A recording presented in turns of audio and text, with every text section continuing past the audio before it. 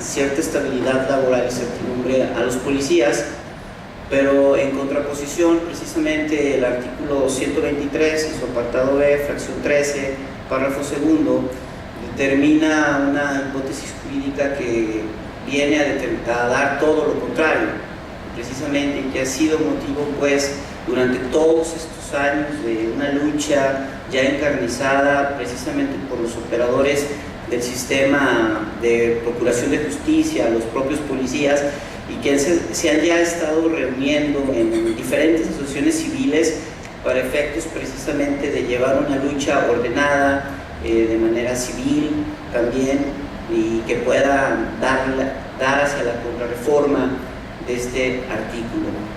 En este sentido, bueno, me di a la tarea de hacer una investigación formal.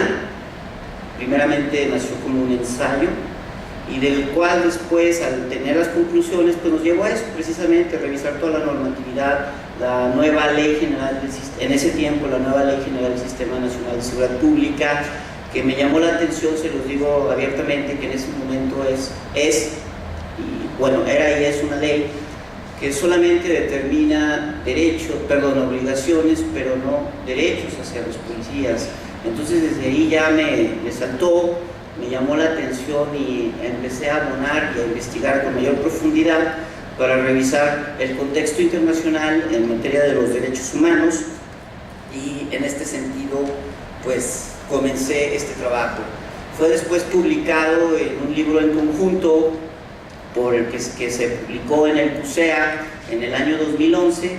Les estoy platicando brevemente este antecedente para que vean que desde cuándo estamos haciendo trabajo académico y de investigación en el tema. No es algo, al menos se los quiero comentar de parte de los que estamos aquí en la mesa, que haya surgido de manera espontánea o que haya surgido de manera precaria, sino que ya hemos publicado, ya hemos investigado, y creo yo que aprovechando este tipo de foros como templos del conocimiento de la Universidad de Guadalajara, son los lugares idóneos para entrar en la discusión del deber ser y de lo que se requiere para tener un marco jurídico correcto, un marco jurídico justo, un marco jurídico respetuoso de los derechos humanos y laborales de los policías. Entonces, en ese preámbulo, pues, sí quiero hacerles ese énfasis y comenzar. Bueno, como es mi estilo, siempre que tengo la oportunidad de estar ante un grupo de personas en el uso de la voz, me gusta hacer reflexiones.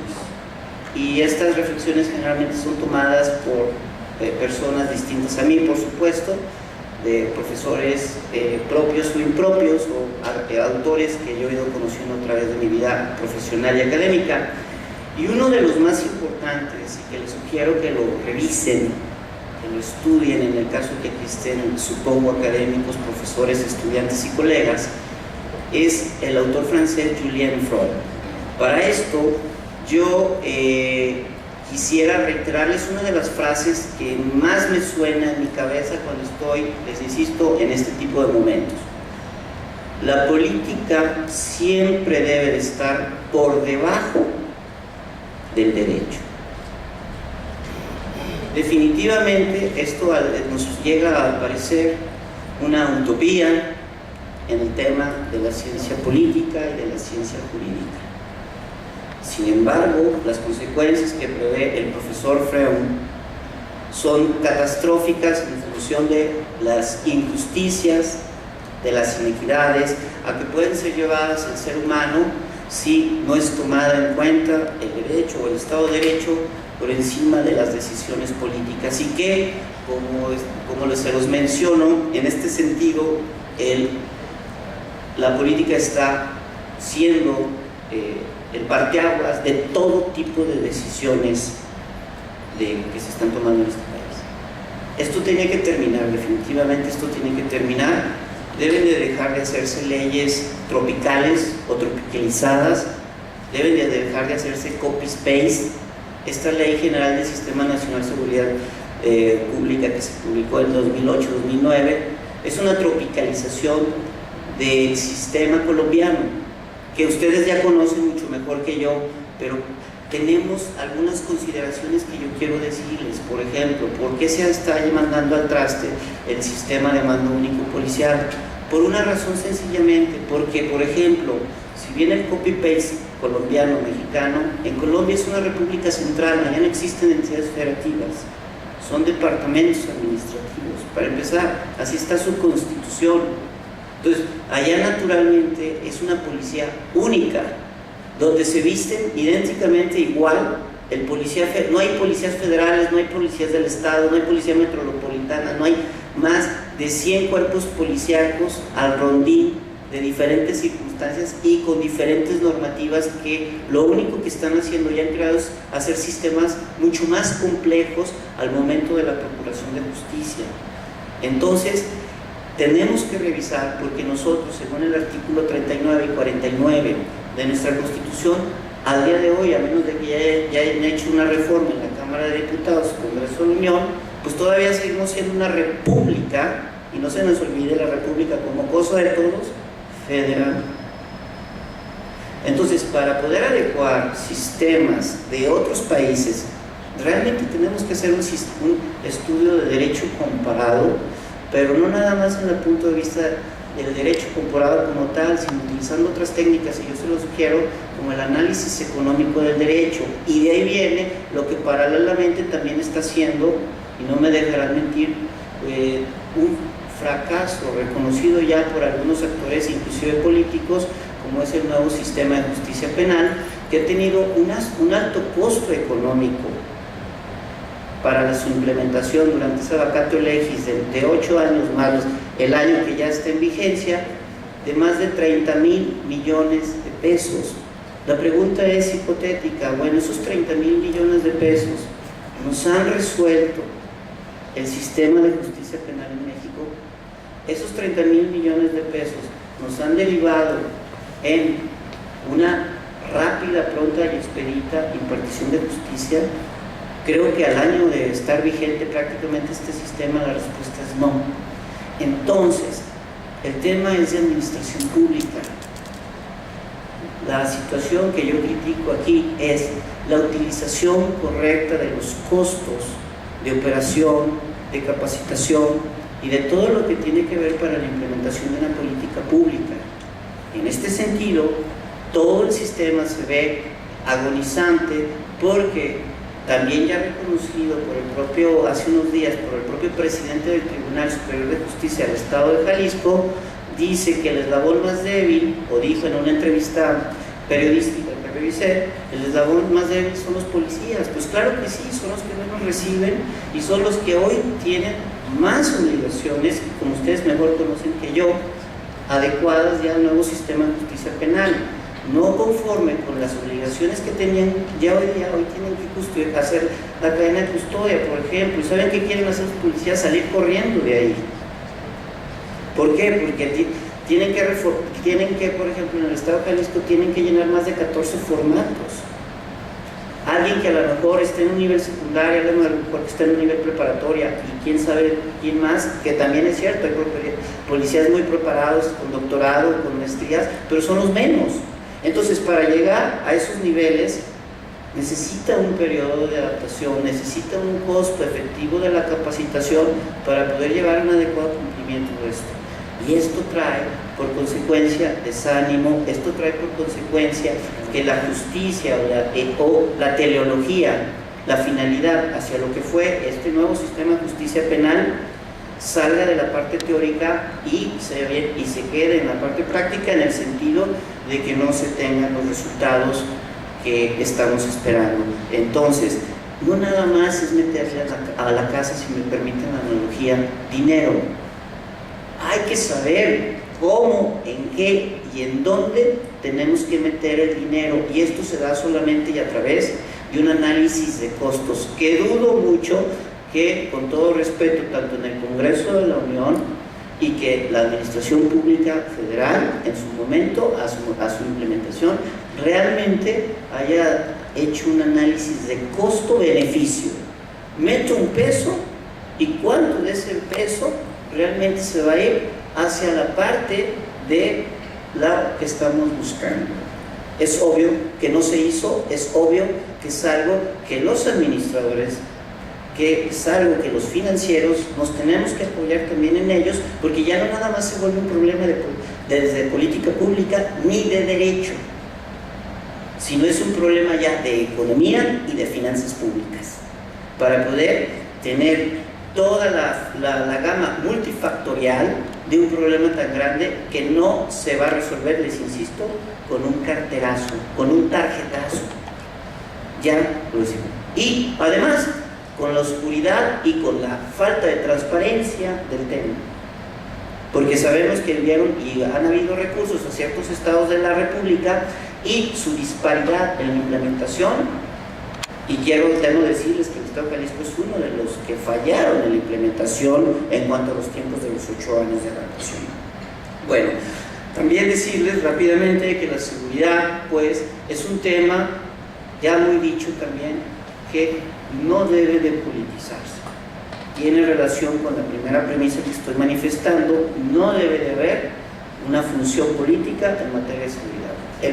Los partidos políticos que gobiernen deben de determinar políticas públicas, marcos jurídicos que vayan más allá de sus propias administraciones, o sea, tienen que ser transeccionales y comprobadas de una posibilidad. Por ejemplo, cambiarle el nombre de Fortasec a Subsemun y cambiarle los alcances de un sexenio a otro sexenio, de un trienio a otro trienio, no tiene la razón de ser. Cuando programas como estos, la verdad, donde tienen sus detalles es en la gestión también municipal. La federación lo pone desde el presupuesto de egresos de la federación del año correspondiente, y donde falla muchas veces en los municipios es que la federación se los pone en los arcas de los estados, y los estados realmente lo que hacen es que juegan con el dinero que viene de la federación. Y como la Auditoría Superior de la Federación está desfasada como 5 años en función de la revisión de las cuentas públicas y de los gastos de los dineros, pues de aquí a que llegue a los programas sectoriales ya pasaron 5 años, ¿ya qué? Y de aquí a que llegue hacia la situación del fincamiento de responsabilidades en caso de abusos, omisiones o la presunción de algún delito, por eso no está funcionando. ¿Qué significa aquí? Que los programas que van en atención, por ejemplo, directa hacia los policías, les lleguen a los policías de manera inmediata en función del presupuesto de egresos tanto de la Federación como de los estados de la República, y que no pase por manos secundarias, sino directas hacia esto. Y ahí van etiquetados fuentes importantes de capacitación, de uniformes y de todo lo que se requiere precisamente para el ejercicio policíaco cotidiano, y que muchos municipios, o les puedo decir la gran mayoría de los 2.500 o más de 2.500 que tenemos en nuestro país, adolecen. En algunos municipios los policías no traen ni armas. Entonces, ¿cómo quieren? Y en ese tipo de municipios es donde están muchas veces centrados la delincuencia organizada, y esto lleva a que sea imposible que una policía municipal pueda darle frente a este tipo de delitos de alto impacto, y es un círculo pues vicioso.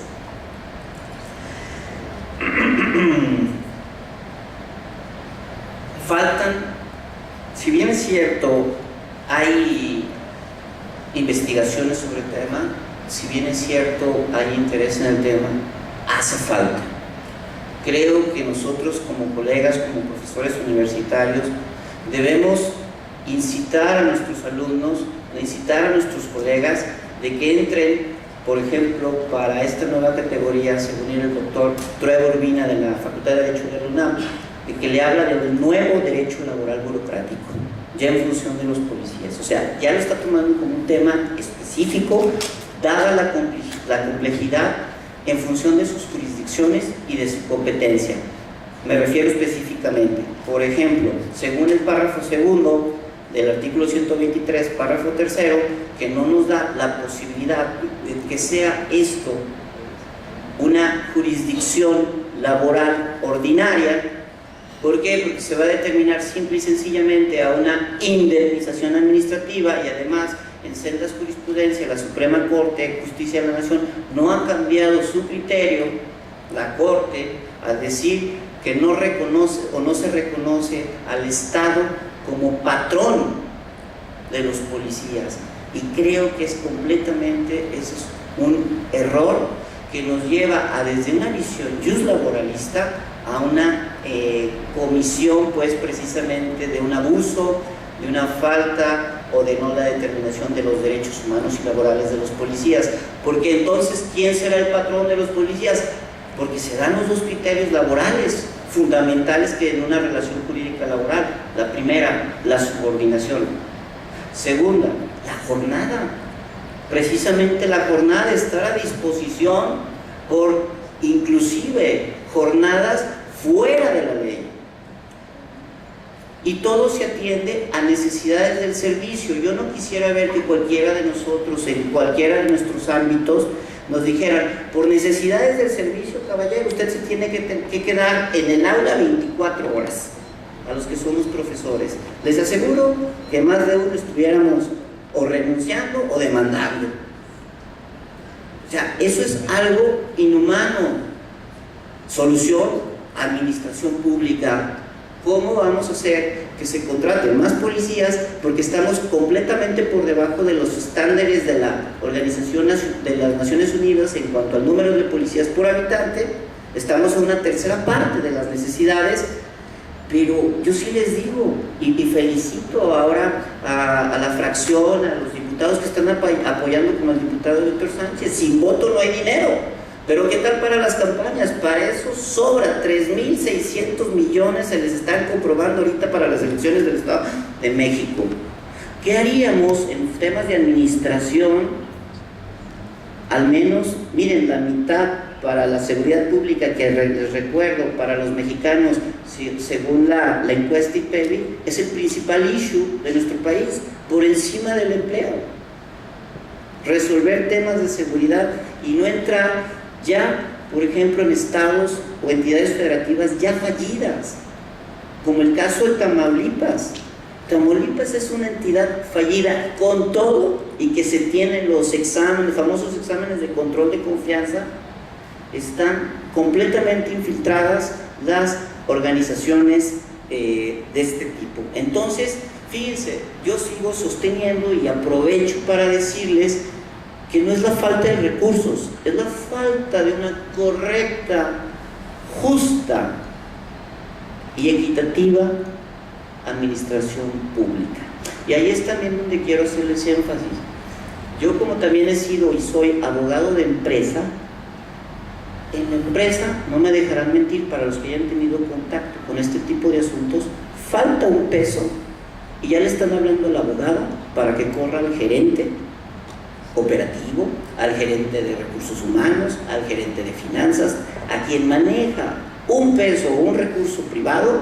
El empresario privado cuida tanto su dinero que no va a dejar que o le roben, o que se le esconda, o que se le pierda un solo 5. ¿Por qué? Porque ya le está hablando el equipo de abogados interno o externo a que le impongan un procedimiento administrativo de separación, o dos, hasta las cuestiones de denuncias penales.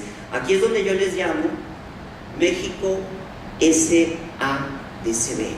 Tenemos que cambiar ya nuestro paradigma en relación a la administración pública. Creo que ahí nosotros en el 39, y es otro de los temas aleatorios, teníamos la revocación de un mandato.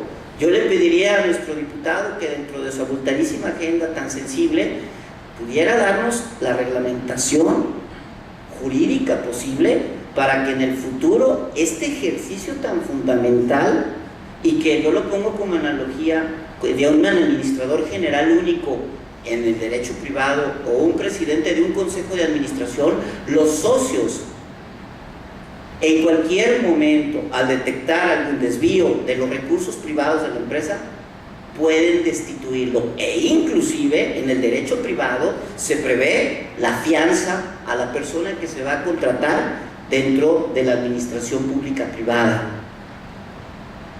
Y saben, las omisiones, los errores no pasa de que 1,000 millones de pesos, quién sabe dónde está. Y cada vez con sumas más estratosféricas, como los últimos actos de corrupción que hemos estado viendo en los últimos meses con estos gobernadores, discúlpenme, es una presunción, pero delincuentes de cuello blanco, en los cuales no se han dado abasto. Eso no puede seguir sucediendo.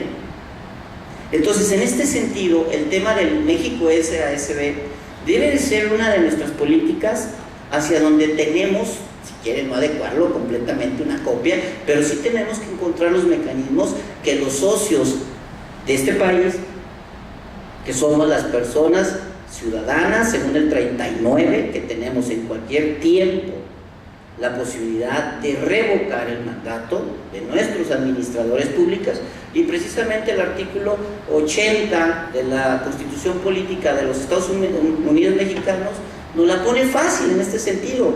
El titular de la administración pública municipal es el presidente de la República. No hay de otra. En los estados, los titulares de la administración pública de las entidades federativas son los gobernantes, los gobernadores.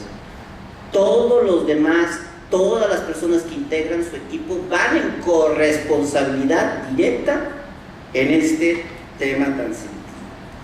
Para terminar, se nos agota el tiempo y darle el uso de la voz también muy interesante a mis compañeros, es decirles que las políticas públicas, lamentablemente en este sentido, desde hace 10, 15 años, en puntos centrales, por ejemplo, como en el sistema de pensiones mexicano, han sido bastante cuestionables, donde en los análisis de costo-beneficio no han estado a la altura. Entonces yo les invito a que replanteemos a través del seno de la investigación y busquemos el contacto directo con los que tienen la injerencia de cambiar las leyes y buscar que, como bien ya lo promovió el año pasado nuestro diputado, nuestro amigo, el diputado federal Víctor Sánchez Orozco, buscar los mecanismos con bases cuánticas y cualitativas para que ellos puedan llevarlas en sendas iniciativas a presentar temas como ya adecuación de un sistema que nació muerto, en mi opinión, como es el Sistema Nacional Anticorrupción, que ni siquiera han podido nombrar al fiscal anticorrupción. ¿Por qué? Porque ya se pasó al Senado y ya están ahí las componendas políticas en este sentido. Entonces, los puntos neurálgicos para ir analizando ejes de la política pública creo que tienen que salir de la academia. Creo que ese es nuestro compromiso social, independientemente que compartamos o no ciertos puntos de vista, pero démosle a los diputados. Es un solo diputado, fíjense bien, que ha presentado la iniciativa de contrarreforma a este tema, que se ha venido trabajando, al menos en lo que a mí consta, desde el 2010. Estamos a 2017 y solamente va una iniciativa, y se los digo, está, por lo que me quedo, en la congeladora. Les agradezco mucho su tiempo y muchas felicidades. Pareciera que todo nos ha costado mucho obtenerlo. Siempre ha sido con derramamiento de sangre, con tristeza, con desapariciones, forzadas o no, con el tema de pérdida. Nuestros objetivos y logros en América Latina, en esta región tan importante, siempre ha sido con un dejo de pérdida. Entonces, en este contexto, hablar de los policías es entender el papel que han venido desempeñando a lo largo de una región muy importante que resulta atractiva para otros países y para otras latitudes en materia económica, en materia empresarial, en materia de recursos naturales, en materia de el costo tan bajo del recurso humano en el área laboral, pero no ha sido interesante para ver cómo se van a resolver ciertas problemáticas de actores sociales que van emergiendo fuerte, que van generando presencias nacionales y que muy poco se cuida su aspecto normativo, de protección jurídica. Y este es el caso de los policías. Cuando nosotros hablamos de los derechos humanos en México y América Latina, queremos hacer un recuento y un recuerdo de la significancia de lo que significa, valga la redundancia, los propios derechos humanos. Y para ello me voy a permitir sacar mi laptop móvil, ¿verdad? Permítanme un momento, es que es móvil, no falla nunca. Entonces, nosotros acá tenemos esta parte, miren, los derechos humanos, recordemos nosotros, y hemos rescatado para esta presentación, esta definición, es un conjunto de libertades y principios de aceptación universal, jurídicamente reconocidos y garantizados, que agregan al ser humano, ¿verdad?, la protección de su dignidad. Cuando nosotros hablamos de esto, estamos hablando de algo muy importante. Estamos hablando que los policías son sujetos de derechos humanos. Pero cuando nosotros hablamos de esta definición, ¿en dónde queda el derecho humano del policía? ¿Y dónde queda? Porque el cuestionamiento principal es, en esta actual forma de normar el desarrollo policial, no queda tan claro el tema de la protección de su dignidad. Y entonces viene como ese juego perverso entre el desempeño que tiene que tener el policía y a lo que se enfrenta un policía en su cotidiano, y ese sentido de pertenencia y dignidad a la nación que lo acoge para desempeñar su encargo. Entonces, no es cualquier tema, ni es un tema menor. ¿Por qué no es un tema menor? Porque entonces estos derechos impiden que el Estado y sus instituciones interfieran, limiten o violenten el ejercicio de las libertades. Y en estos tres puntos tan importantes, interferir, limitar y violentar, creo que serían actualmente las características principales que definen realmente la situación policial en nuestro país y en América Latina. En la forma en la que está estructurada el derecho actual, deja mucho que desear y muchos desafíos en la protección y cuidado de estas temáticas para este sector tan importante en nuestra sociedad.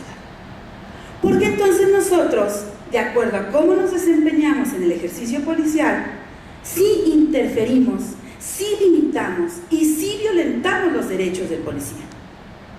No se puede pensar en un policía de pie después de trabajar más de 48 horas seguidas. No se puede pensar. ¿Qué le queda al policía pensar? ¿Qué dignidad tengo?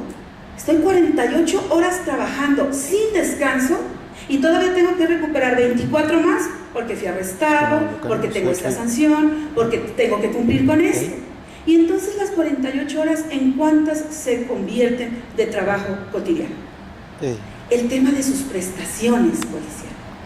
Entonces, en la medida que el Estado-Nación no reconozca a los policías como un actor fundamental para la protección del Estado de Derecho y el sostenimiento del imperio de la ley en nuestros países, será entonces, ¿verdad?, que nosotros podremos dar muchas pláticas, muchas charlas, muchas dinámicas al respecto, pero nunca incidiremos en ese levantamiento de la dignidad y la protección de este cuerpo social tan importante en la nación. Cuando nosotros hablamos también del tema de los derechos humanos, nosotros decimos muchas veces, reiterativamente, casi de forma memorística, principalmente los abogados, los derechos humanos tienen unos principios universales, que yo me imagino que cuando los compañeros policías escuchan esto, han de decir, ¿de quién están hablando? ¿Porque de nosotros?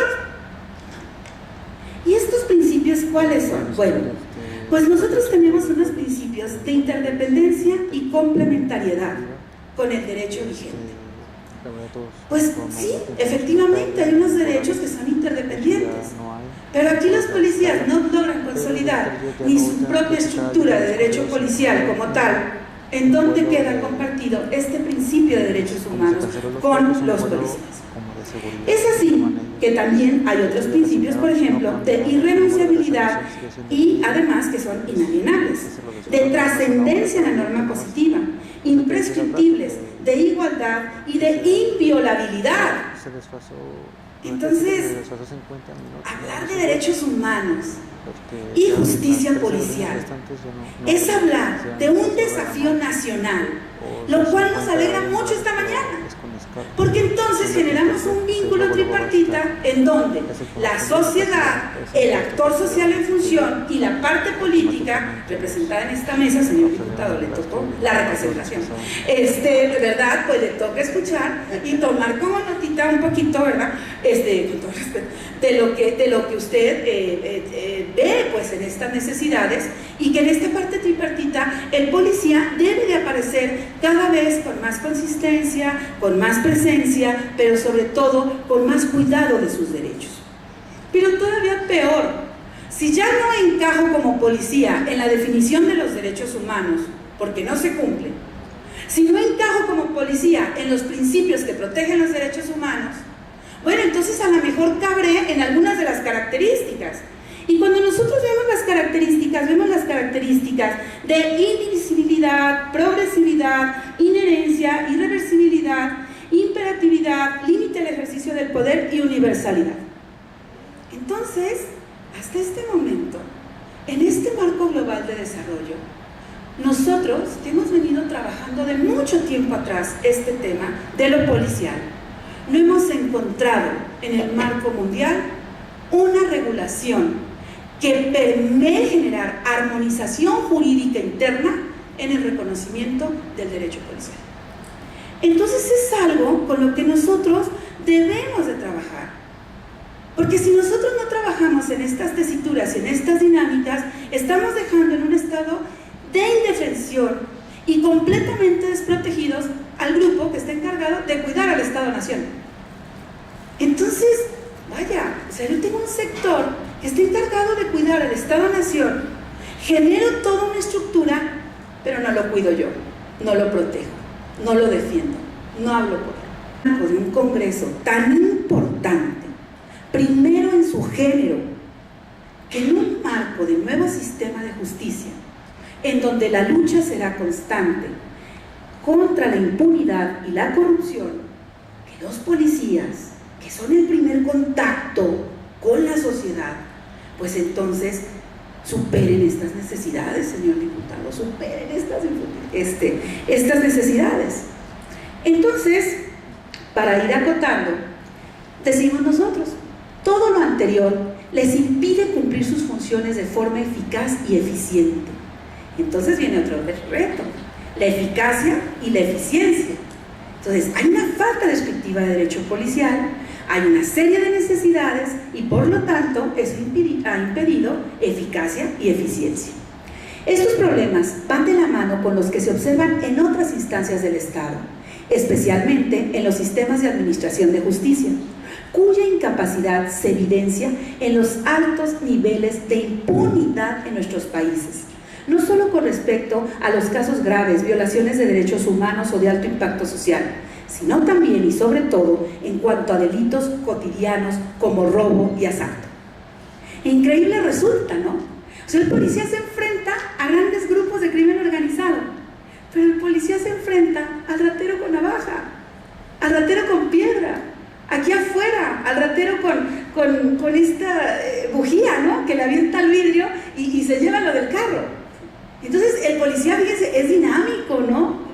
Multitrata los asuntos. Entonces, imagínense nada más, en esta empresa que decía el doctor Escamilla, México AC, con unos policías tan multidiversos, ¿no? En sus funciones, hombre, pues empresarialmente no vamos, pero avanzando excelente, ¿no?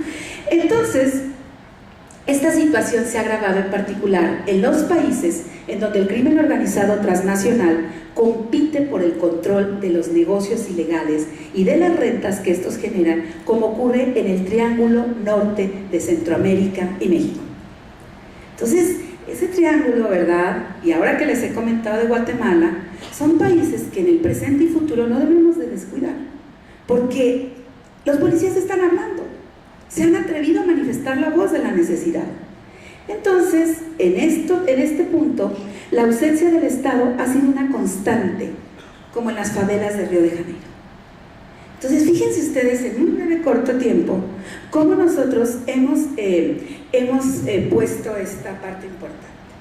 Y entonces, cerraríamos esta ponencia diciéndoles que el tema de lo policial es un tema que generará muchos tópicos y que estos son apenas el principio de los prolegómenos que nosotros estamos acercando para ver, bueno, de una buena vez, cómo estos actores sociales van a quedar reglamentados, regulados, reconocidos y con todos sus derechos humanos de presente y futuro.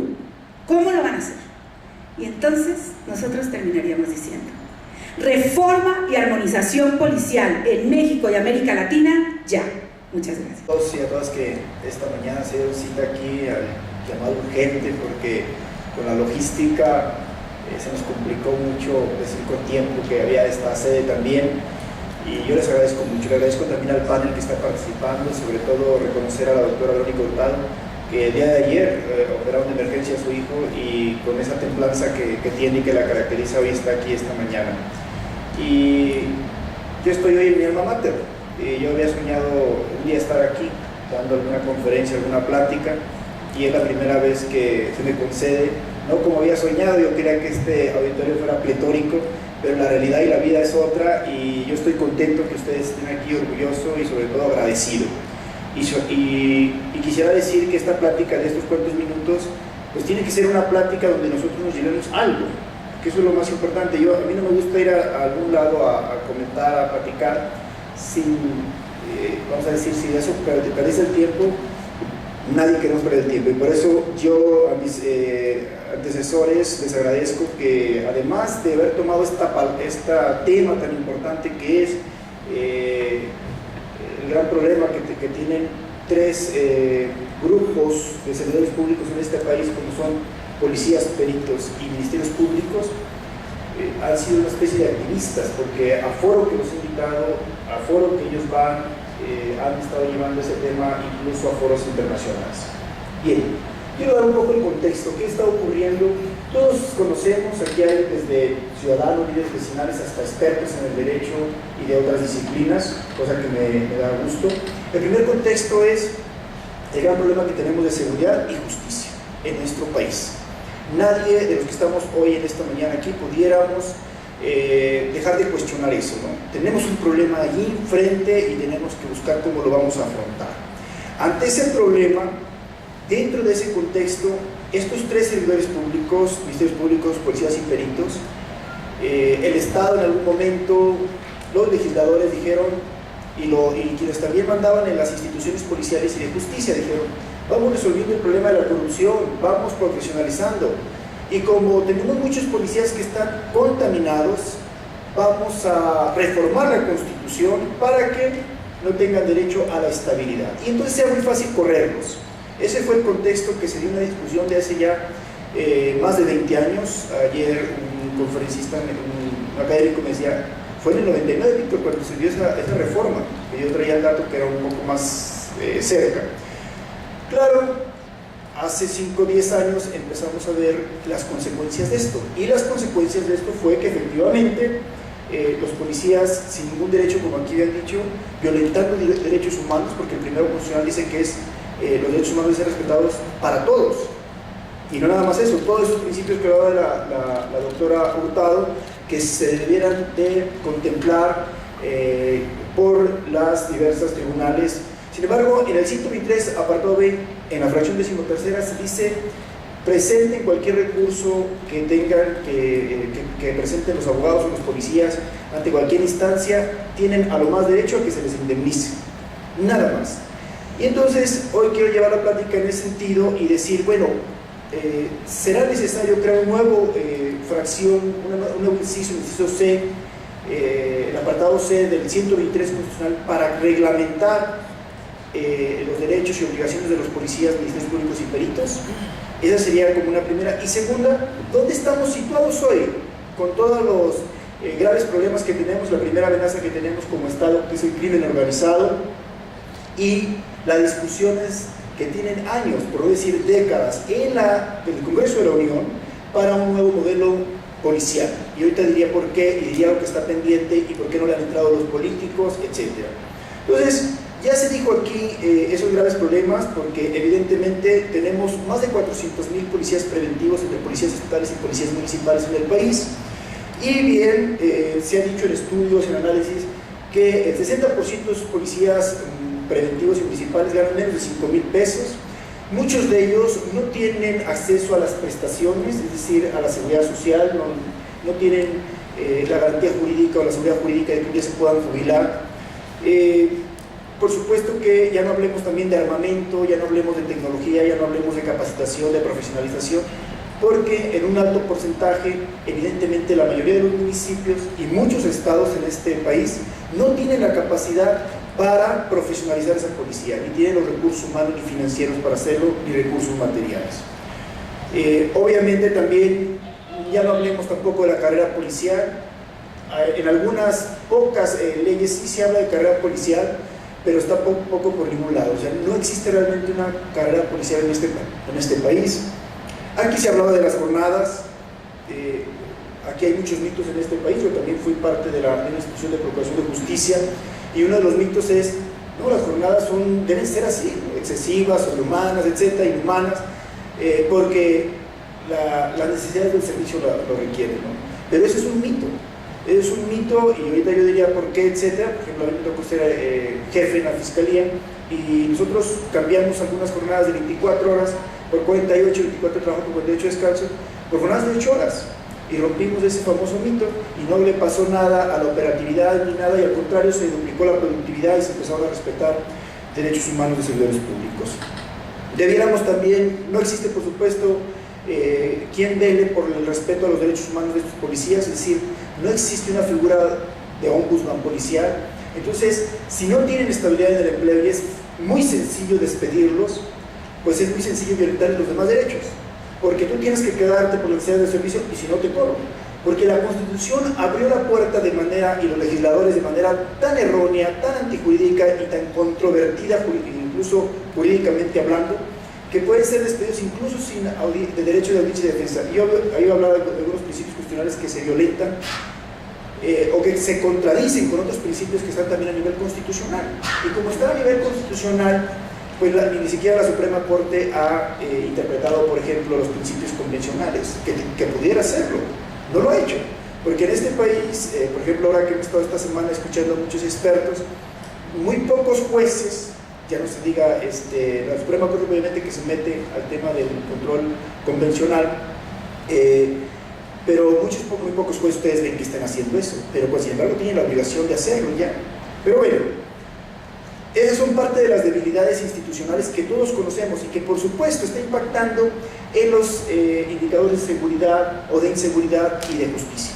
O sea, lo que decía también el doctor Escamilla es importantísimo también señalarlo. No es un tema de recursos, porque cuando se creó el FOSEG en el 97, a la fecha se han de manera complementaria destinado más de 100,000 millones de pesos para fortalecer a los cuerpos de seguridad, y realmente del 97 a la fecha no ha disminuido la inseguridad, es decir, la violencia ha crecido.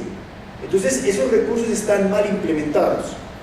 Bien, ¿cuáles son esos principios constitucionales? Bueno, hoy los policías, de acuerdo a lo que ha interpretado la Suprema Corte, y este apartado B, fracción 13ª del 123, dice no tienen relación laboral, por ende todos sus derechos laborales tampoco se les puede respetar, ni tienen forma de hacerlo respetar los policías.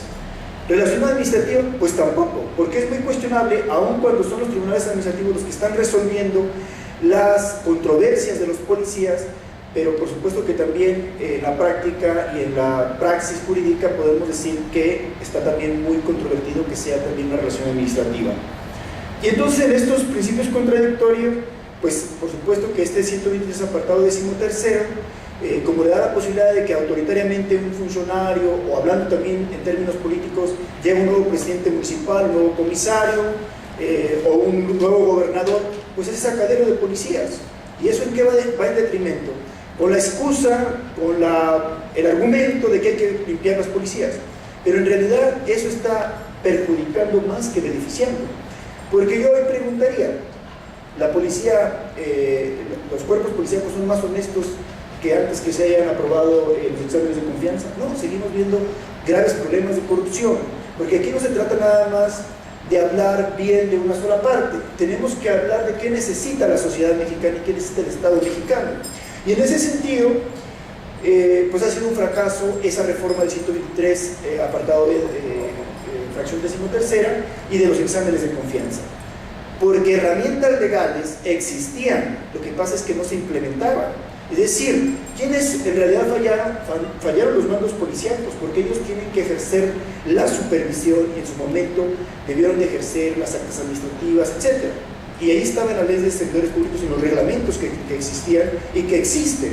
Y por otro lado, por la inteligencia y la contrainteligencia que también se tiene que hacer dentro de las instituciones para detectar a aquellos funcionarios que estén coludidos con la delincuencia de orden común o del orden federal. Bien, obviamente se contraviene también el 1416 constitucional porque hoy dice, aunque no se les dé el derecho de audiencia y defensa, sean separados así incluso sin un procedimiento administrativo, etc. Y entonces eso también violenta un principio también de presunción de inocencia. Entonces, aunque la plática no va nada más en ese sentido, lo que sí quiero decir es que pues esta reforma, al final de cuentas, no fue una reforma positiva, es una reforma que al final está afectando el principal tema que quiero tocar, que es la seguridad y la justicia. Porque si nosotros, como ha dicho la misma doctora Hurtado, si nosotros como académicos, como expertos, como legisladores, etcétera, y como ciudadanos, no le apostamos a tener servidores públicos profesionales, sobre todo el ámbito de la policía y de la procuración de justicia, pues como lo he dicho en otros foros, como lo he dicho en el Congreso, olvidémonos que vamos a tener mejor seguridad y mejor justicia. Y en eso va a ser una de las conclusiones. Mientras no se diseñe un modelo de seguridad o un modelo de justicia pensando en el recurso humano y el ser humano, vamos a estar perdiendo dinero, recursos y tiempo. Y la violencia y la delincuencia va a seguir creciendo y fortaleciéndose. Bien, en ese sentido, ¿qué papel tocan las Fuerzas Armadas en este país? Tenemos más de 160,000 integrantes del Ejército, tenemos las Fuerzas Armadas, que es el Ejército, la Marina y la Fuerza Aérea. Entre Fuerza Aérea y el Ejército son 160,000 elementos y de Marina más o menos entre 50 y 60,000. Muy discutido que el Ejército esté hoy en las calles, ¿no? ¿Por qué? Porque las Fuerzas Armadas no están preparadas para la seguridad pública. Pero, evidentemente, si a ti se te está inundando la casa como a mí, y ya el murito de contención que teníamos, que son las policías preventivas, ya se cayó, pues vas a echar mano del mueble muy bonito que tenías para defender el traspatio, ¿no? Que es las Fuerzas Armadas. Eso yo creo que cualquiera lo haríamos. Es decir, el crimen organizado ha debilitado todas las instituciones en este país, todas. O sea, a donde voltees, hasta el Ejecutivo Federal. O sea, eso yo creo que todos los que estamos aquí tampoco podemos cerrar los ojos. Y también quiero decir esto, hay quienes, por ejemplo, dicen, no, es que se debe negociar con el narco, ¿no? Yo soy un convencido de que eso es el peor error, ¿verdad? Y aquí traía una opinión, pero bueno, eso lo dejo ahí nada más. Bien. Pero también, ahorita que está en discusión la ley de seguridad interior y otras leyes que están pendientes, y por qué no se han regulado, por qué no se han llevado adelante la discusión y formación de esas leyes, porque hay iniciativas desde hace décadas, porque la política al final se impone sobre el proceso legislativo. O sea, cuando eres oposición, pues tú dices, ¿por qué le voy a dar al Ejecutivo esta iniciativa, esta ley? Porque pues, voy a tener un alto costo político yo, o al revés. Incluso quienes gobiernan miden también el tema político. Porque las Fuerzas Armadas en este país hoy debe de ser discusión. Es decir, ¿qué queremos de las Fuerzas Armadas? Porque incluso en esa discusión tendríamos que decir, como Costa Rica, ¿las necesitamos?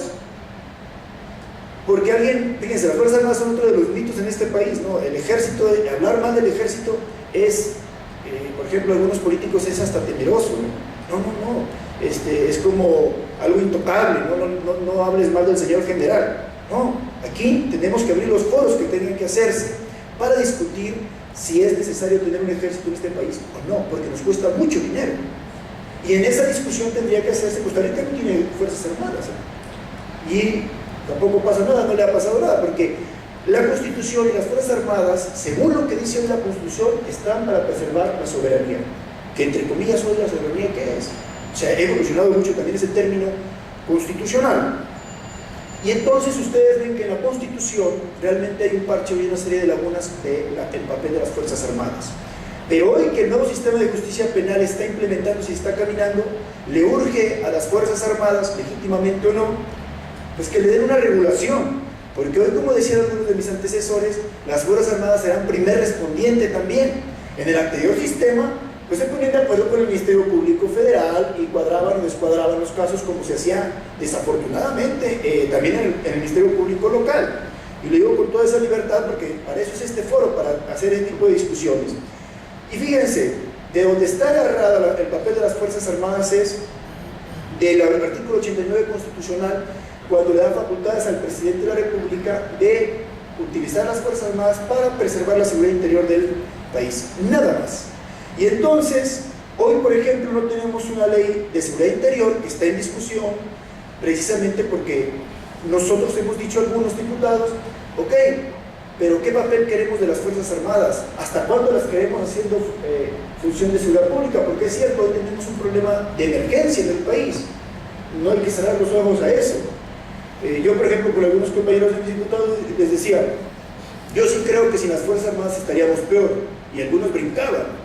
Yo sí creo, porque yo fui desde funcionario de bajo nivel hasta alto funcionario y entiendo perfectamente cuál ha sido el papel de las Fuerzas Armadas, pero hemos pagado también un precio alto en cuanto a las violaciones de los derechos humanos. No con eso quiere decir que yo esté de acuerdo que las Fuerzas Armadas estén todo el tiempo haciendo funciones de seguridad. Y en ese mismo sentido, por supuesto que no tenemos una ley que hable de la suspensión de garantías, porque entonces si hubiera una suspensión de garantías, ¿quién tendría que entrar? ¿Cómo? Pues eso tendría que discutirse ahí, y el papel de las Fuerzas Armadas que tendría que jugarse. Y eso, la Constitución, ustedes saben que data de 1917, y nadie le ha entrado a una discusión. Hay una serie de propuestas, pero ahí están.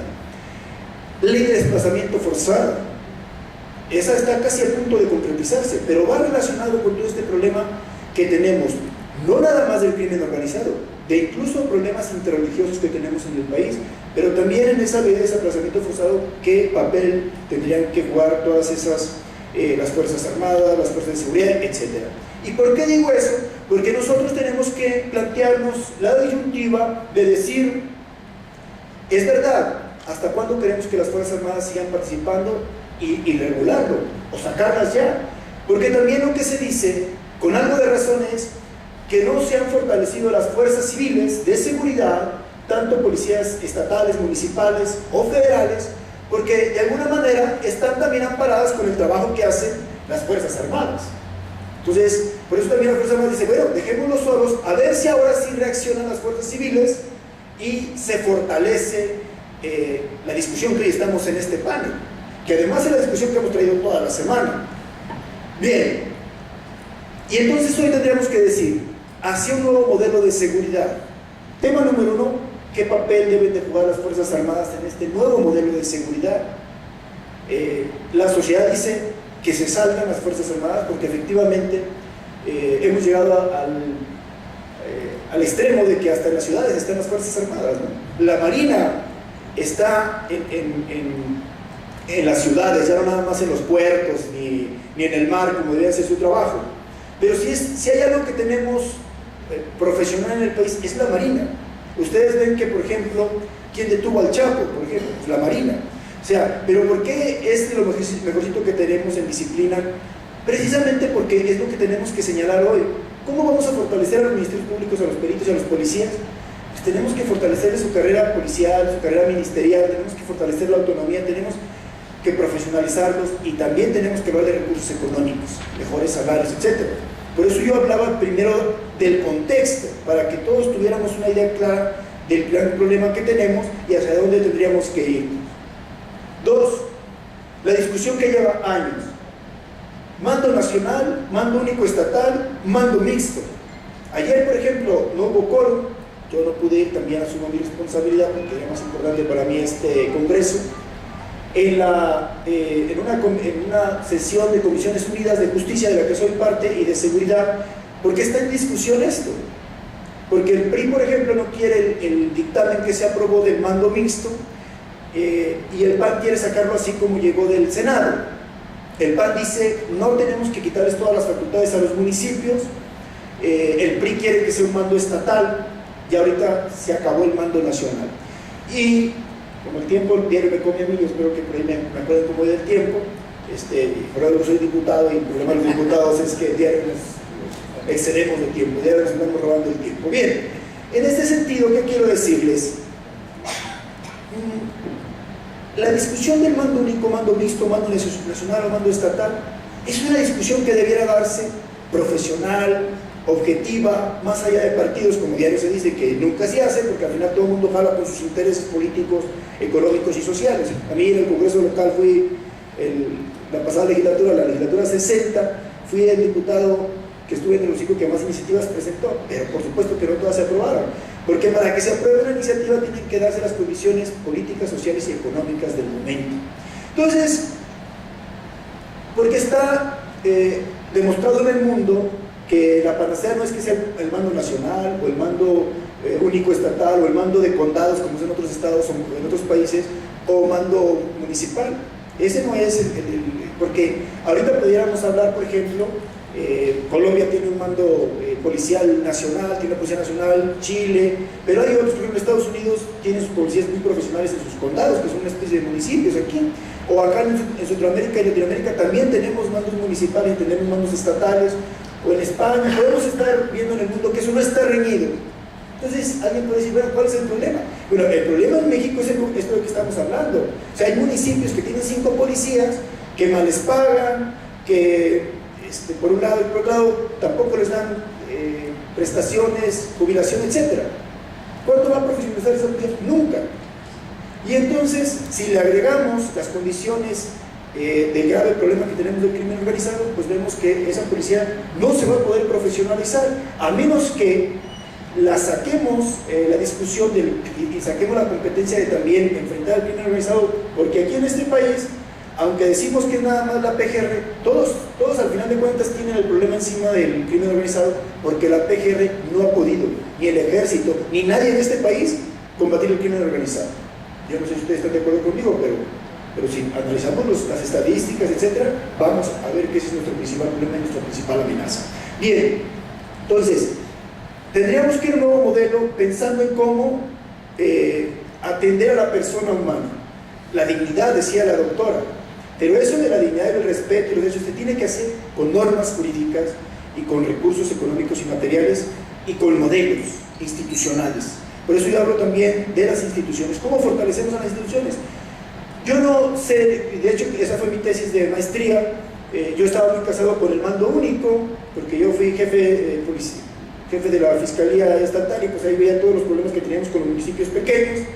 Pero hoy lo que diría, efectivamente, municipios muy chicos que no puedan profesionalizar, pues evidentemente podrían hacerse regiones con un mando regional, mandos estatales si fuera necesario en estados muy pequeños, y en su caso pues que haya pesos y contrapesos. Ahora, también puede hacerse, vamos a decir, 2 tipos de policía: una policía que combata el crimen organizado y una policía que sea nada más para los temas administrativos y del fuero común, tal vez. El problema es el crimen organizado, no nos engañemos. O sea, y desafortunadamente la mayoría de homicidios que se cometen en este país están relacionados con el crimen organizado. Desapariciones igual, etc. Bien, avanzo ya para concluir. Ante ese nuevo modelo policial, por supuesto que tendríamos que pensar cómo esos mandos regionales, esos mandos metropolitanos o esos mandos estatales homologuen sus prestaciones: seguridad social, salarios, jornadas humanas, pero efectivas.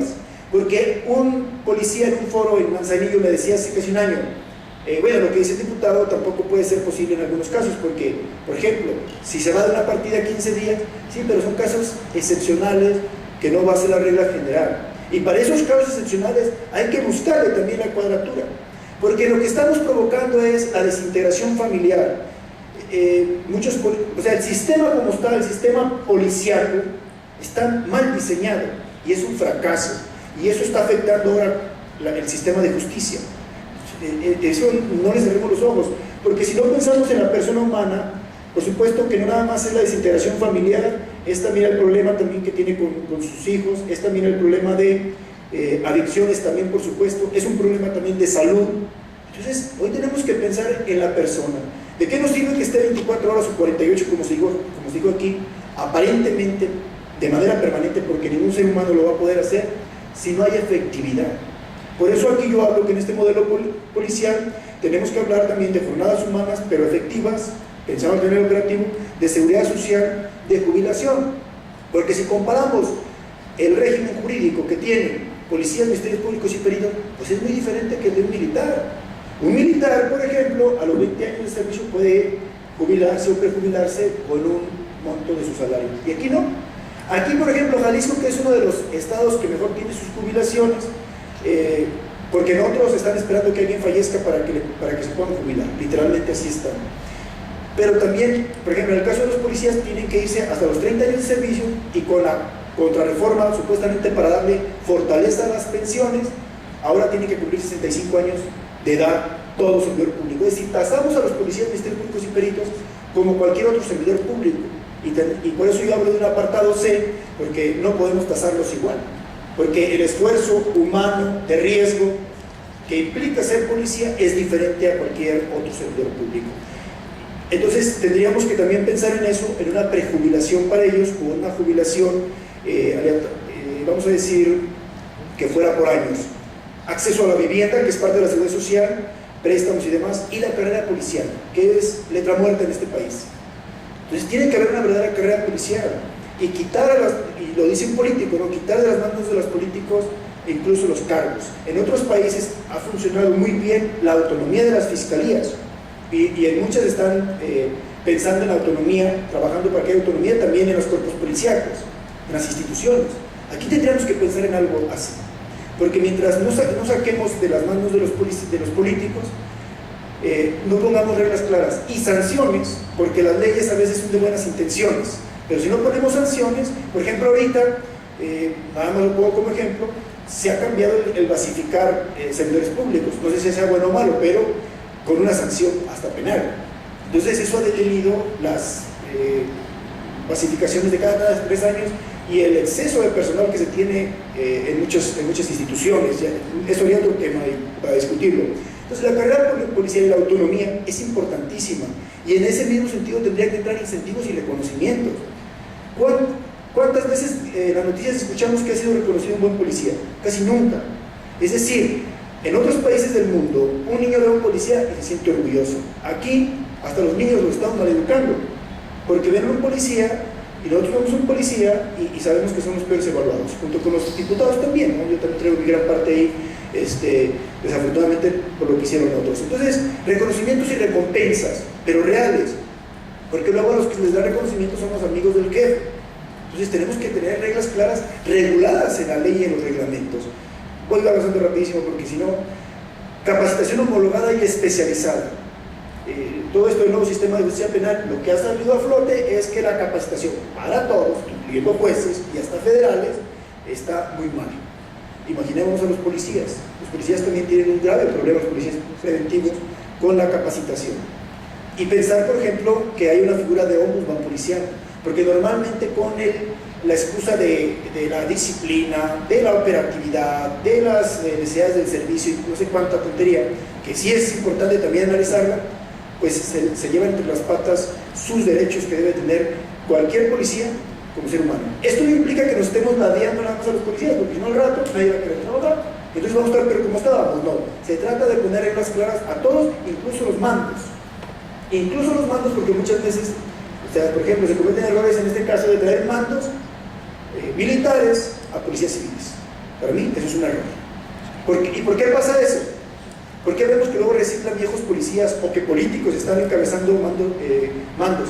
Porque no se han profesionalizado en este país las carreras policiales. Como no hay, pues agarra este viejo policía que era jefe, tráetelo otra vez. En aquel tiempo no sirvió para nada, pues ahorita no le hacen, por lo menos no vamos a tenerles la crítica de que ese hombre por lo menos tiene experiencia, sí, pero no sirve para nada. Se le visualiza como un ser humano, se le visualiza como una máquina de trabajo, y esto es importante que aparezca en estos foros, maestro. Bueno, finalmente las observaciones, disertaciones que hace el maestro en cuanto a el análisis de las condiciones jurídicas y profesionales de los policías y su carrera policial, el mito del fundamento de las jornadas laborales en los policías, la importancia de un ombudsman en el área de la policía, es muy interesante, la contradicción de los principios constitucionales en los grupos policiales, las debilidades jurídicas en la estructura de los cuerpos policiales, la falta de los derechos laborales a los policías, la falta de una seguridad interior en México, la ley de suspensión de garantías, no hay esta ley en México, tengo entendido, y sobre todo sus observaciones sobre un nuevo modelo de seguridad y la carrera policial en México. Muy interesantes los puntos de vista del maestro Víctor Manuel. Muchas gracias. Pasaríamos a la siguiente modalidad de esta mesa de trabajo, que sería las preguntas. Yo creo que pueden hacer preguntas abiertas, si así lo desean, y también pueden hacer preguntas cerradas. Alguien que no quiera aparecer públicamente sus opiniones, también lo puede hacer por escrito, las manda a esta mesa y con todo gusto las elaboramos de manera cerrada. Las personas que están apoyándonos pueden recibir estas preguntas y con todo gusto las hacemos.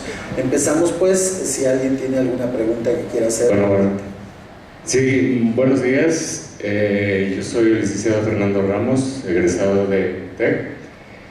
Bien, con respecto, nada más es un comentario, no es una pregunta. Felicidades a todos los ponentes. Yo creo que aquí en la cuestión del tema de la policía hay un problema de origen. Yo siempre cuestioné cuando se iba a implementar que iba a entrar en vigor el nuevo sistema adversarial. Yo siempre puntualicé la actitud del policía.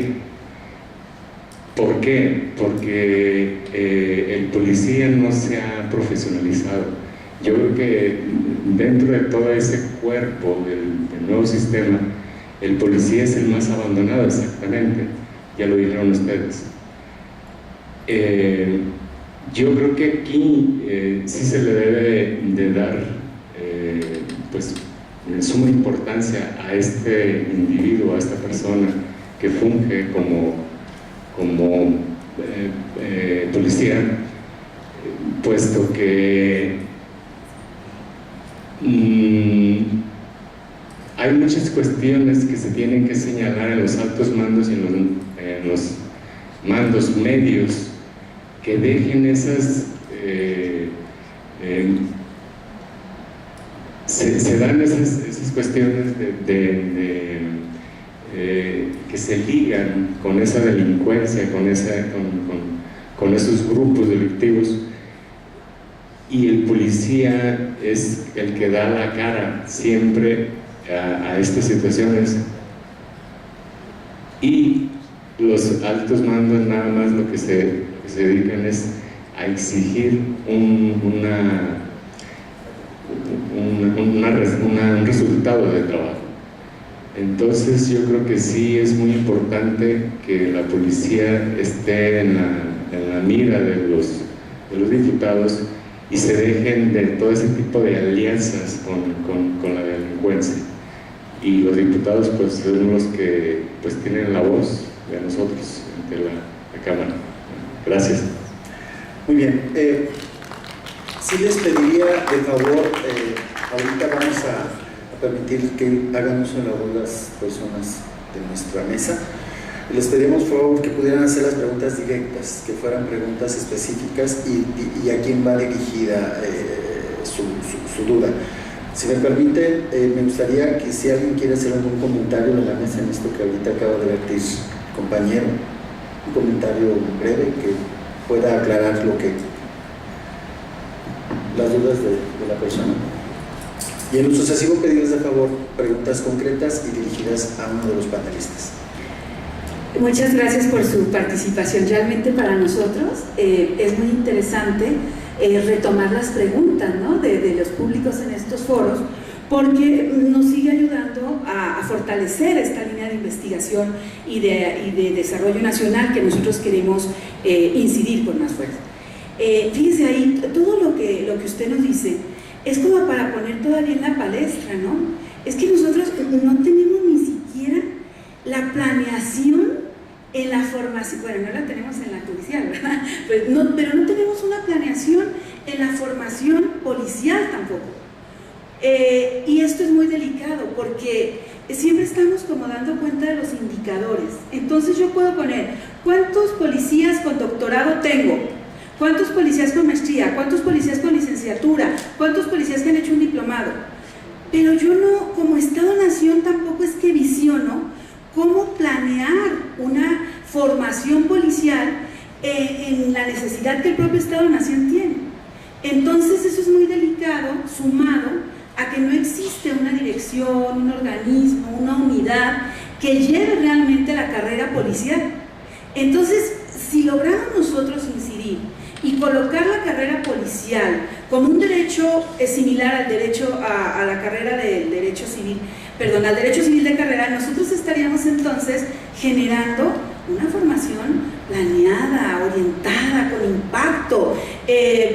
No quiero hacer uso de la voz, pero sí me viene a la cabeza que nosotros hemos hecho algunas gestiones, por ejemplo, en el marco de la formación de prevención del delito, y nos cayó en la cuenta algo. Nosotros vamos a una comunidad, no tenemos el diagnóstico, generamos una prevención del delito en materia de violación, y resulta que el problema real en esa sociedad o en ese grupo de personas era el robo.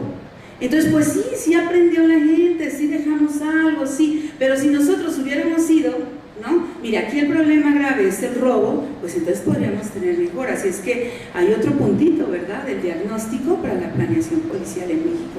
Muchas gracias.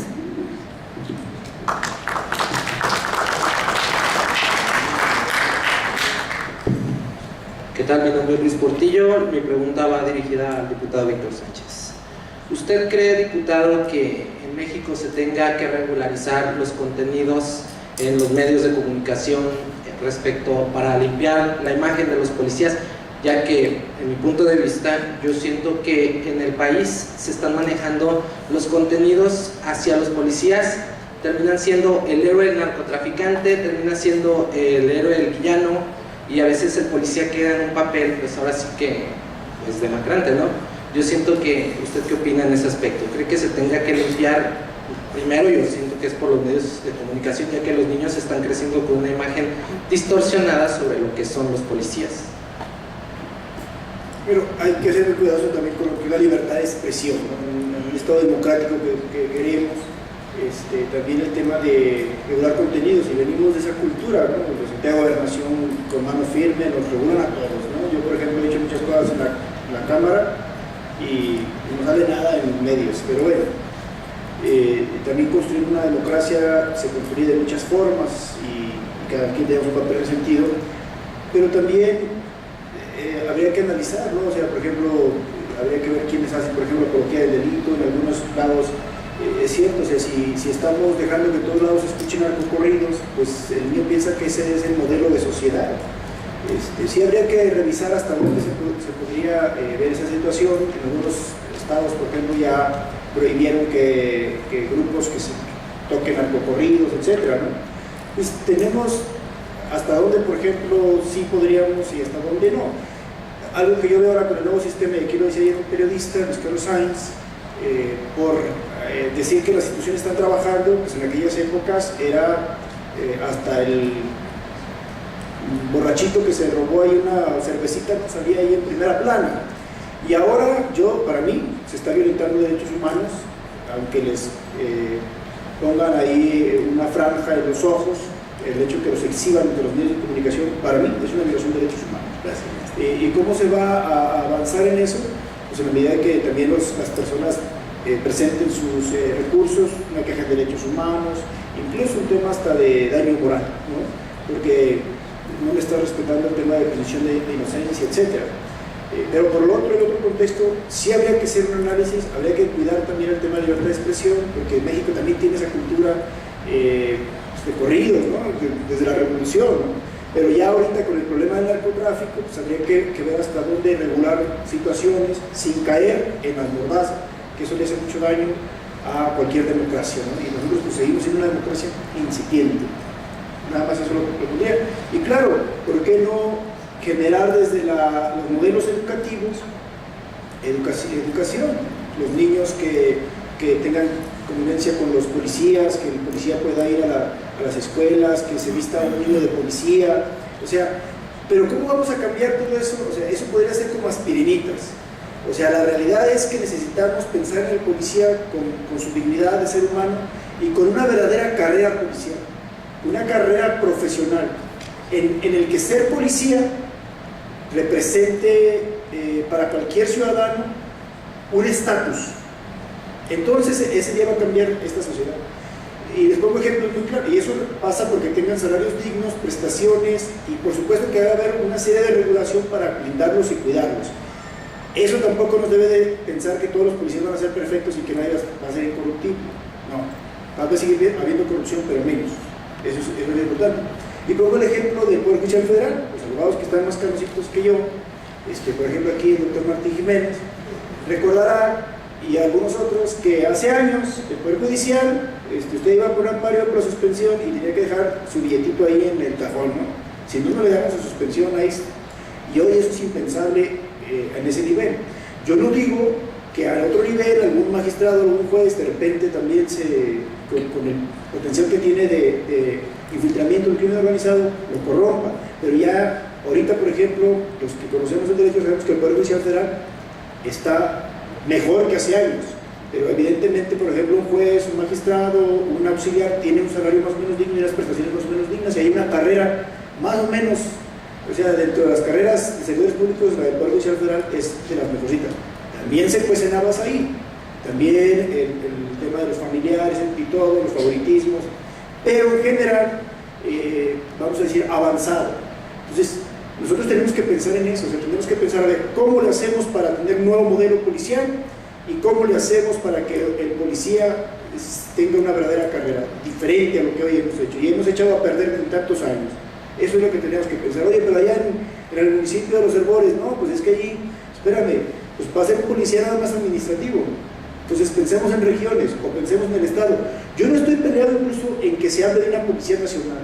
También el problema de este país es que tenemos una mala historia, un mal antecedente por el centralismo y el presidencialismo. Y también eso, pues habría que ver si es lo mejor para el país. En lo que sí creo es que se haga un modelo de gestión, porque también el problema, y ahorita, perdón que me extendí, porque lo quería decir, ya lo tenía apuntado aquí, el problema del país es que no se hacen las cosas, no se cumplen los objetivos. El problema del país es que sí pensamos en un modelo, pero ahora a la hora de aterrizarlo, de cumplir los objetivos, de cumplir los indicadores, de llegar a lo que queremos, ahí nos perdemos. Porque hay gobernadores caciques, porque hay municipios donde también los presidentes son caciques, porque el tema del Fortaseg o del FOSEC era bueno, era tener un dinerito más, era el subsegún, que se fortalecieran las comandancias, pero muchos presidentes que hicieron, esa no la mandaron a otro lado, y gobernadores también, o la capacitación. ¿Y quién les hizo algo? Nadie. Entonces, por eso, cuando se implementa un modelo, se requiere también cierta jerarquía, ciertos que cumplan los objetivos. Porque entonces, se los digo desde ahorita, podemos volver a implementar, como ha sido en nuestro país, y reformamos y volvemos a reformar, y seguimos igual o peor. Y el dinero, yéndose el dinero, porque más de 100,000 millones de pesos no es cualquier cosa. Y eso nada más hablo de un solo programa, porque si hablamos de cómo ha crecido el presupuesto en seguridad y justicia de los 90 a la fecha, ha crecido exponencialmente. ¿Y se ha resuelto la seguridad y la justicia en este país? No, incluso estamos peor. Ese es el problema, ese es el debate que tenemos que dar. Todos, no nada más los diputados, porque ahí todos, la sociedad civil, académicos, policías, todos. Yo a los policías, porque hay varios acá que nos siguen y hemos hecho esta agenda de buscar cómo reivindicar sus derechos, se los he dicho con toda claridad porque yo fui líder sindical. No se va a avanzar la discusión, y no lo dije yo, la discusión del mando mixto y del nuevo mando policial no pasa por los derechos de los policías. Nadie está diciendo ahí los legisladores que representan de alguna manera una visión, nadie está diciendo cómo les van a pagar más a los policías, nadie está diciendo quién va a pagar las prestaciones que se van a generar en el momento en que haya un mando mixto, es decir, que se les quiten las facultades a policías y pasen a ser mandos regionales o estatales o metropolitanos. Por supuesto que va a haber policías que ganaban 5,000 pesos y que ahora tienen que ganar 10,000, y que ganaban 5,000 pesos sin seguridad social, sin pensiones, etc. Y ahora se les tiene que pagar eso. Nadie está diciendo eso. Nadie está diciendo que se tienen que acotar sus jornadas. Nadie está diciendo que en esa ley, porque por supuesto conozco los dictámenes que he participado discutiendo y proponiendo, nadie está planteando ahí, exceptando algunos cuantos, que evidentemente haya sanciones si no se cumple. No cobra O sea, nada. eso también hay que dejarlo. Gracias. Si me permiten, por cuestión de tiempo, una pregunta más dirigida a uno de nuestros panelistas para poder concluir. Todavía falta la entrega de las constancias de los participantes, su conclusión. Entonces, si nos disculpan, una pregunta más que quieran hacerle a nuestros panelistas. Está bien. Soy el licenciado Nicolás Álvarez. Ya está, tía. Primero, agradecer la ponencia de Pues ustedes. ya está entonces. Respecto a mi pregunta, hay una frase de Simón Bolívar que nos dice: maldito el soldado que voltee las armas en contra de su pueblo. Referente a lo que se comentaba del ejército, mi postura, considero que el ejército debe de estar encuartelado, no debe de estar en las calles, debe de permanecer ahí. No digo que sea algo que tenga que suceder mañana, ya que, bueno, en este momento es quien nos está haciendo fuerte, ¿no? Tal vez, pero sí digo que mañana se tiene que legislar para que quede claro, ¿no? Que el ejército esté encargado de la soberanía del Estado y de la seguridad pública a las policías. Mi pregunta en concreto es, el diputado Víctor, saber cuál es su postura respecto al ejército, si tiene que estar en las calles y cómo continuará. Digo, a fin de cuentas a usted le tocará también ser parte, ¿no? de esta discusión. Gracias. Pero bueno, concluyo. Les digo que no les den la voz a los diputados porque luego se acaba todo el tiempo. No, a ver, yo creo que ¿por qué el ejército está en las calles y no es de ahorita? No hay quien dice Felipe Calderón. La verdad es que el ejército está desde los 70 con la operación Cóndor en Sinaloa contra el narcotráfico. Y yo desde que me acuerdo, yo vengo de una comunidad rural y allá cada rato pasaba el ejército por la sierra. Entonces, evidentemente, alguien tomó como política de Estado decir, ahora sí vamos a sacar con más militares, pero bueno, no hay ningún país en el mundo que teniendo el ejército en las calles con funciones de seguridad pública le ha ido bien, no, ni en una democracia. O sea, la verdad es que tener el ejército en las calles, al final de cuentas nos va a ir más mal que bien en cuanto a las violaciones de los derechos humanos. Entonces, si hay alguien que hemos estado alzando la voz, a mí me tocó estar en mesas de trabajo con el secretario de la Defensa, con el tema de la Marina, la Procuradora y el Procurador de la República, con el tema de Ayotzinapa, y bueno, pues yo ahí haciendo valer el fuero, pues sí los cuestioné porque la verdad es que no se ha querido investigar el ejército, y yo soy un convencido que debe prevalecer el Estado de Derecho. Y en ese sentido, el problema que tenemos con el ejército de la Constitución es lo que ya decía yo, es un parche. Ahí la Constitución dice que el mandato es que en tiempos de paz no debe estar en las calles el ejército. Y por otro lado, el 89 son las únicas dos reglamentaciones, lo demás es una tesis jurisprudencial que tiene la Suprema Corte para decir que sí pueden andar, pero ahora con el nuevo sistema van a tener un grave problema, por eso están desesperados, por eso quieren tener una regulación. Entonces, lo que hoy tendremos que plantearnos es, evidentemente, incluso la posibilidad de que el ejército desaparezca. Porque sinceramente, si tuviéramos una guerra con Estados Unidos, la verdad, no tendríamos nada que hacer contra Estados Unidos. Y ya, no sé, con cualquier otro país, a lo mejor hasta uno de Latinoamérica nos dan unas buenas patadas. Entonces, Costa Rica, que es un país pacifista, lo quitó. Pero claro, llevar ese debate, muchos recalcitrantes dicen, no, ¿cómo? ¿Para qué? Sí, pero ¿de qué te sirve tener un ejército en los cuarteles? ¿De qué te sirve? ¿Y saben cuánto nos cuesta? No traigo el presupuesto, pero miles de millones de pesos. Los mejores miles de millones de pesos, bien empleados, mándalos a fortalecer unas fuerzas de seguridad civil y tu sistema de justicia, que también está para llorar. Entonces, lo que yo diría es, por lo menos si no lo vamos a desaparecer, sí tenemos que pensar en cuánto tiempo, 5, 10 años, 3, no lo sé, pero planteamos una ruta y una salida. Ahora, tampoco cerremos los ojos, ya lo decía yo en la plática, si sacamos el ejército, sí sería una complicación, porque ahorita no tenemos todavía la Policía Federal tan preparada, no, ni siquiera la Marina. Entonces, para enfrentar el gran problema que tenemos del crimen organizado. Y el crimen organizado, muchos pensamos que nada más el problema de las drogas. No, ni siquiera que ya es muchísimo los delitos de alto impacto y que van a seguir avanzando, esos delitos que conocemos como homicidios, secuestros, desapariciones. Ahí lo vemos con los guachicoleros. O sea, el crimen organizado metido en el robo de hidrocarburos. Y ya te puedo comentar eso, otra discusión que dimos con el tema de la ley de hidrocarburos. Ahora resulta que vale menos la vida que robarse petróleo o gasolina. Y así dijimos, a ver, es que el tema no es ese, el tema es que ustedes, la PGR, la Policía Federal, haga su trabajo y detenga a quienes están cometiendo eso. Pero eso es solo un ejemplo. Ustedes saben que hay lugares donde literalmente, por ejemplo, yo me acuerdo de algunos casos cuando los Zetas se pusieron de moda, que estaban controlando hasta las vendedoras de panes. Entonces, desafortunadamente hay quienes creen que el crimen organizado hay que administrarlo. Y yo creo que eso es un grave error. Tampoco se trata de decir, vamos a hacerle la guerra como Calderón. Se trata de utilizar las instituciones, fortalecerlas e inteligentemente caminar. Porque la verdad no podemos vivir con un Estado paralelo, o alguien que esté sobre el Estado, porque hay lugares donde ya, por supuesto que inciden ya no nada más en los jefes policíacos, en los alcaldes, y yo diría que hay lugares que hasta en los gobernadores. Y bueno, lo tenemos aquí reciente eso, podemos analizar esa situación. Entonces, eso no nos va a traer buenos resultados tarde que temprano, eso al final nos va a seguir debilitando como Estado. Si ustedes saben que México es, dentro de muchos deshonrosos premios, primeros lugares que tenemos, otro es que somos de los países que menos cumplimiento del Estado de Derecho tenemos. Es decir, somos un Estado con débil cumplimiento del Estado de Derecho. Y eso también es delicadísimo. No sé si bueno, aquí una disculpa, ya estamos muy tratados con el tiempo. Si me permiten, me atrevo a pedirle a los ponentes ahorita que hagan su resumen o un mensaje final, nos hagan llegar sus correos, y ahorita las personas que se quedan con la duda, quiero pensar que se comprometen los panelistas a responderles vía correo electrónico ahorita que hagan sus conclusiones. Entonces les pediría si podemos hacer una conclusión breve, sucinta de su trabajo, y añadiendo su correo para poderles hacer las preguntas que quedaron pendientes.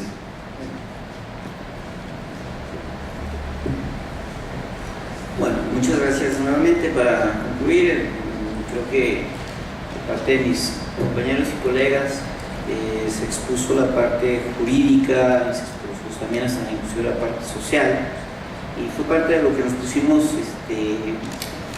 de acuerdo para su servidor, hablarles un poco desde el punto de vista de la visión administrativa, financiera, económica de esta problemática.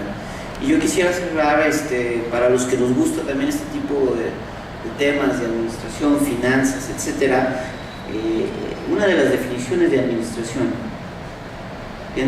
es la optimización de los recursos con objetivos medibles y tangibles para la toma de decisiones.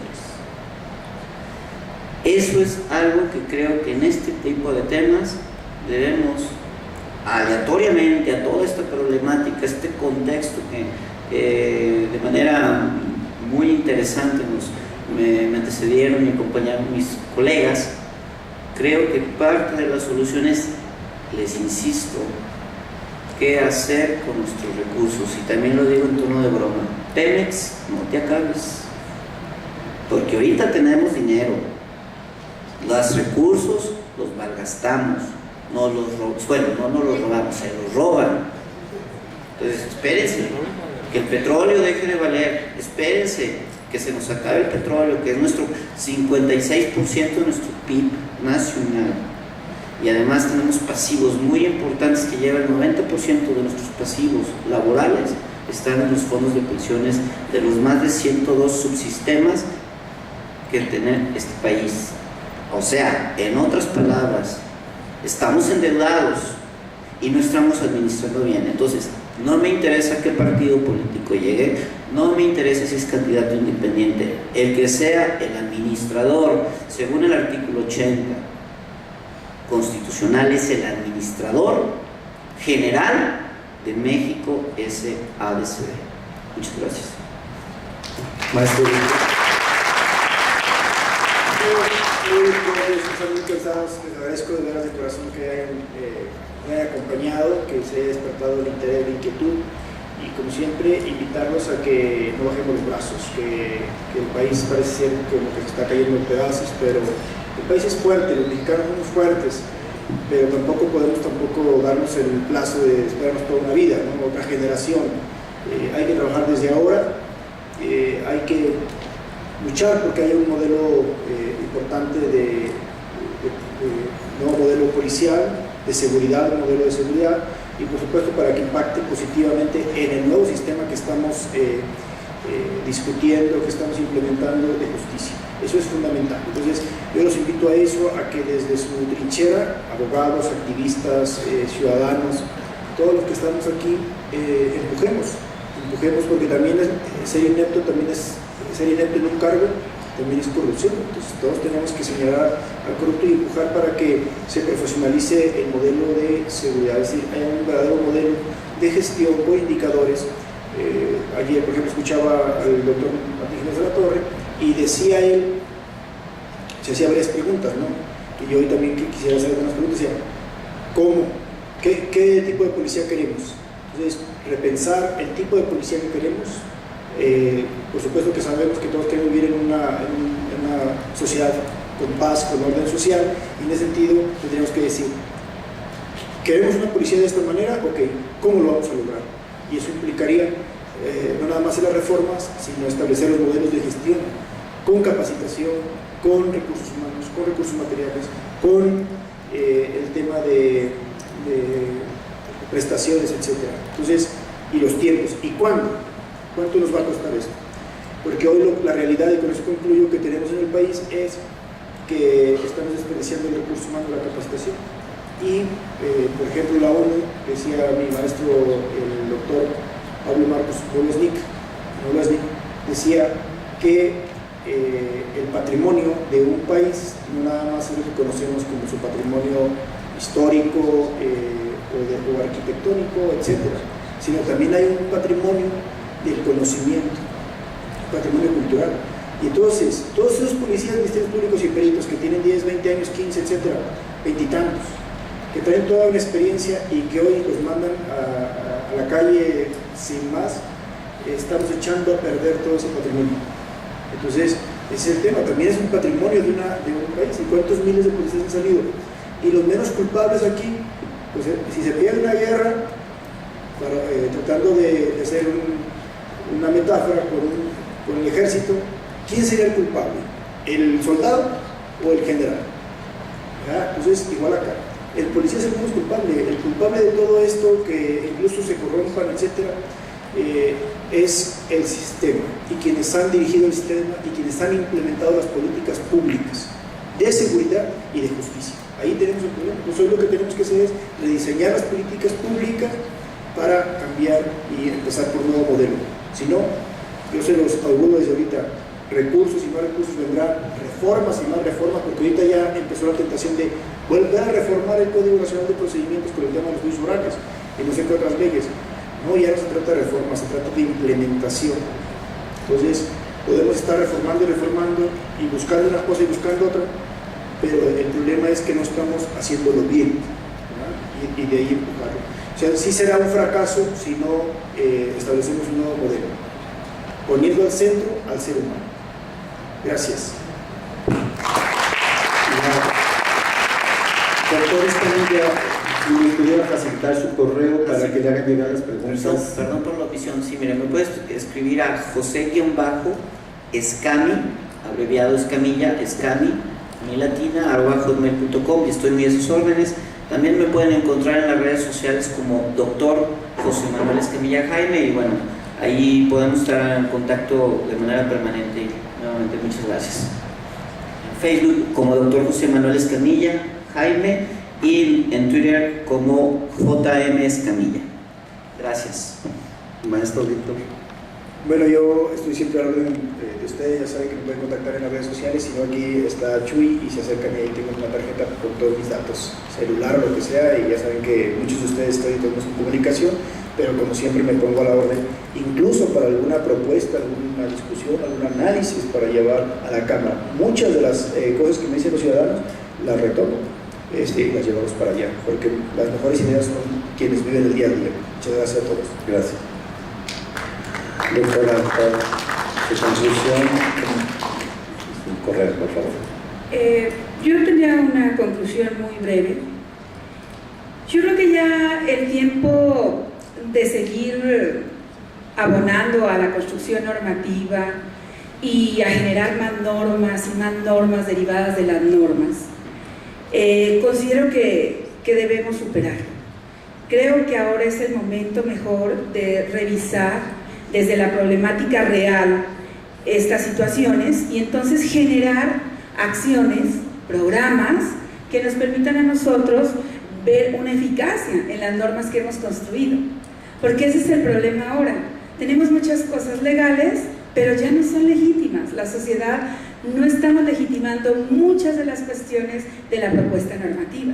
Entonces tenemos ahora un Estado de Derecho con legalidad, pero sin legitimidad, y eso es muy delicado. Entonces yo solamente generaría dos cuestiones en materia de conclusión. Una, en tratándose de policía, nosotros debemos de fortalecer y consolidar institucionalmente al policía como un importante actor social y reconocer esa parte de ser policía como institución en la nación.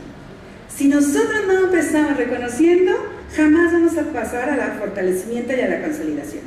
Entonces, para mí, efectivamente, estas dos cuestiones son elementos claves para combatir eficazmente las amenazas que representa este crimen organizado, pero sobre todo para garantizar el imperio de ley y el Estado de Derecho. Y finalmente, yo cerraría con esto. Miren, si nosotros acá no continuamos luchando, empujando, amando, haciendo, viviendo, si nosotros no vemos en el fortalecimiento y consolidación policial una posibilidad, entonces nosotros no tendremos más programas, no tendremos más coherencia, no hablaremos más de eficacia, no tendremos legitimidad y finalmente no podremos hablar de derecho y por lo tanto ni de la existencia de un país. Muchas gracias. Sí, mi correo es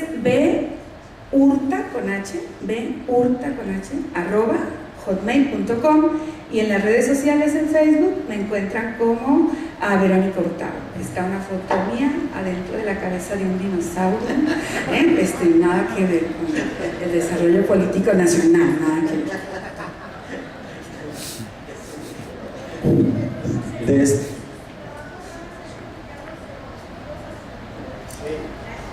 Pregunta la licenciada que si los trabajos van a ser publicados, y tengo entendido que sí, ¿verdad? Muy bien.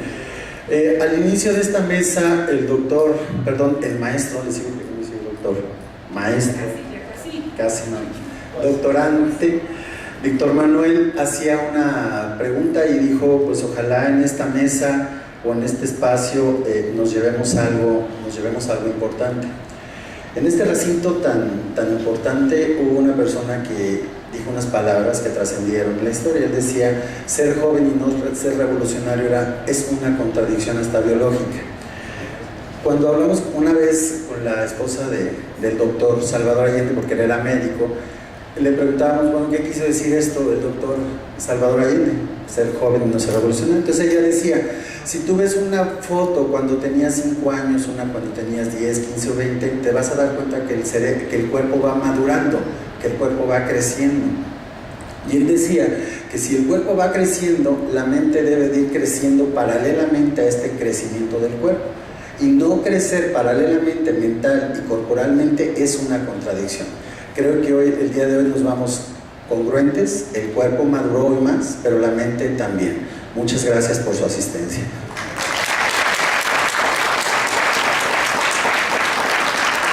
Me voy a permitir hacerles entrega por parte del comité organizador las constancias de participación. Al alcance dice, se entrega el presente reconocimiento a la doctora Verónica Hurtado por la participación de la Conferencia Magistral en Derechos Humanos y Justicia Política en México y América Latina, en el primer Congreso Latinoamericano del Sistema Penal Acusatorio, Ciencias Forenses y Derechos Humanos, Guadalajara, Jalisco, 29 de mayo del año en curso. Firma el maestro Jorge Arturo Parra, el rector de CLUE, de Red Latinoamericana de Abogados Penalistas César Ambriz, el diputado Víctor Sánchez Orozco y el licenciado Luis Eduardo Modiano, consejero de la Judicatura del Poder Judicial de Estado. Les hacemos entrega.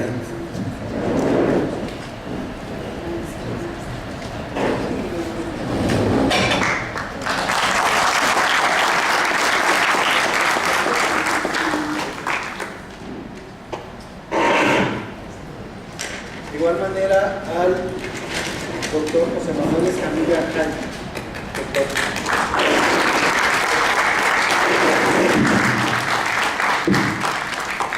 El maestro Víctor Sánchez Orozco.